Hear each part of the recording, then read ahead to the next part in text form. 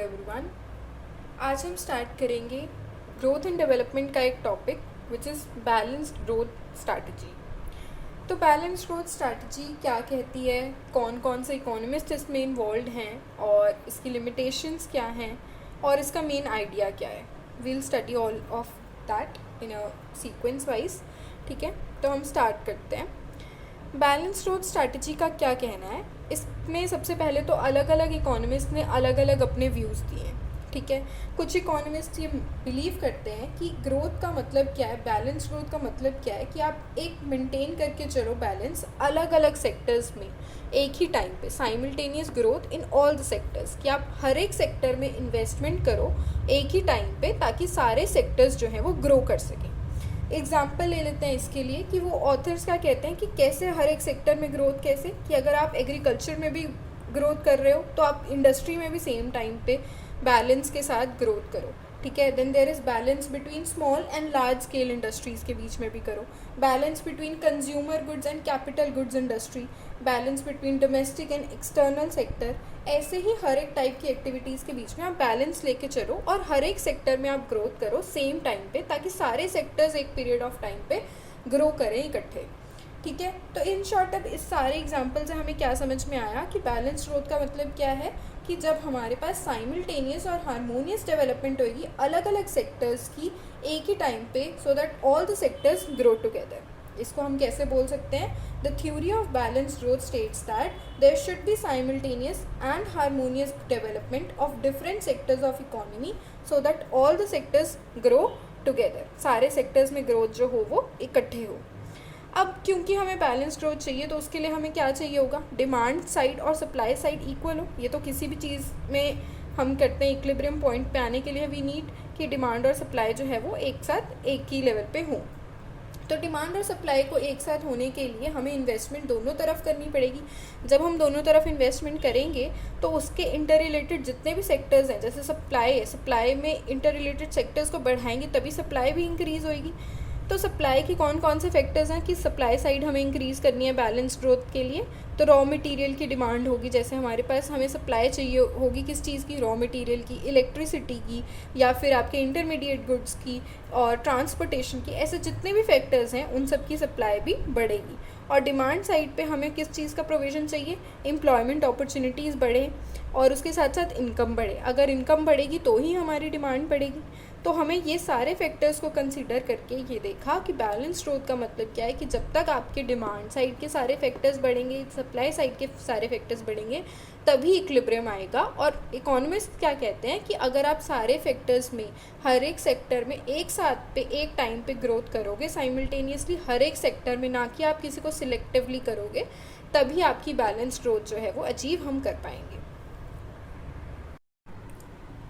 Now अब जैसे हम लोगों ने बोला कि बैलेंस ग्रोथ जो स्ट्रैटेजी है उस पर अलग अलग इकोनॉमिस्ट ने अपने व्यूज़ दिए। तो सबसे पहले आते हैं नर्क्से। नर्क्से क्या कहते हैं कि जो अंडर डेवलप्ड कंट्रीज़ हैं वो डेवलपमेंट में थोड़ी स्लो हैं। क्यों स्लो हैं, क्योंकि वो विशियस सर्कल ऑफ पॉवर्टी में फंसी हुई हैं। विशियस सर्कल ऑफ पॉवर्टी क्या है कि बार बार वो पुअर ही रह जाती हैं, मतलब वो जितना मर्जी कर लें, they are poor because they are poor. ये आपने स्टेटमेंट भी पढ़ी होगी। तो विशियस सर्कल ऑफ पॉवर्टी जो है वो भी दोनों ऑपरेट जो करती है, वो सप्लाई साइड भी ऑपरेट करती है और डिमांड साइड भी ऑपरेट करती है। जो सप्लाई साइड ऑपरेट करती है उसका सबसे पहले लेट्स स्टडी जो विशियस सर्कल है वो क्या है, and then will come on to the demand side vicious circle. Supply side में क्या है, low per capita income, low saving, low investment and low productivity which goes on and on.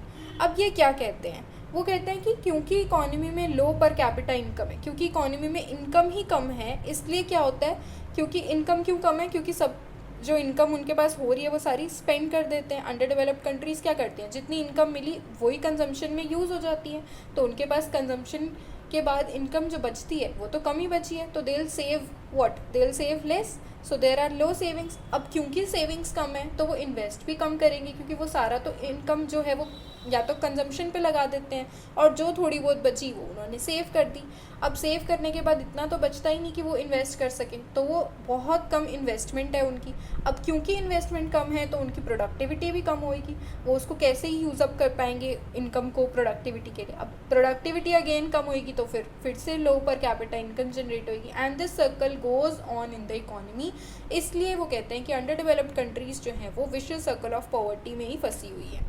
ठीक है, तो वो इसलिए उनकी ग्रोथ जो है वो स्लो होती है, क्योंकि उनके पास इतनी इनकम है ही नहीं, और जो जितनी इनकम है वो उसको उतना सेव नहीं कर पाते। क्योंकि सेव नहीं कर पाते तो वो इन्वेस्ट भी कम करते हैं, और इन्वेस्ट कम करते हैं इसलिए प्रोडक्टिविटी भी लो होती है, और लो प्रोडक्टिविटी की वजह से आपकी पर कैपिटा इनकम भी लो है। ठीक है, ये है आपकी supply side. Now coming on to the demand side पे क्या है। डिमांड साइड पे क्या है, लो पर कैपिटा इनकम है, small size of market, low inducement to invest, low investment and low productivity, and then it goes on, same circle वो भी वापस चलता रहता है। अब कैसे, अब डिमांड साइड में कैसे कि अगर हमारे पास पर कैपिटा इनकम ही कम है, ठीक है, तो लोगों की जो डिमांड होगी, क्योंकि हमारी इनकम कम है तो डिमांड भी वो लोग कम ही करेंगे, तो मार्केट का साइज़ भी स्मॉल होगा। अगर आपकी यहाँ पे डिमांड बहुत ज़्यादा होगी तो आपका मार्केट साइज़ भी बढ़ता जाएगा ना, और अगर आपके पास डिमांड है ही नहीं तो why would someone like prefer to open a new shop और समथिंग। ठीक है, तो स्मॉल साइज़ ऑफ मार्केट होगी। अब क्योंकि मार्केट का साइज़ भी स्मॉल है तो इन्वेस्टमेंट करने की आपकी जो इच्छा है वो भी कम होगी, इंड्यूसमेंट टू इन्वेस्ट भी कम होगी, और इन्वेस्टमेंट आपकी कम करोगे तो आप इन्वेस्टमेंट कम होगी तो प्रोडक्टिविटी भी कम होगी, और प्रोडक्टिविटी के कम होने से तो इनकम आपकी कम जनरेट होगी, and this circle goes on. इसलिए उनकी डिमांड साइड पे भी कम रहती है और सप्लाई साइड भी कम रहती है, इसलिए जो उनकी ग्रोथ प्रोसेस है वो बहुत स्लो होता है, और वहाँ पे विशियस सर्कल ऑफ पॉवर्टी रहता है। तो इसलिए वो क्या कहते हैं कि नर्क से कि अंडर डेवलप्ड कंट्रीज़ जो है वो वहाँ पे डेवलपमेंट जो है वो स्लो प्रोसेस में चलती है।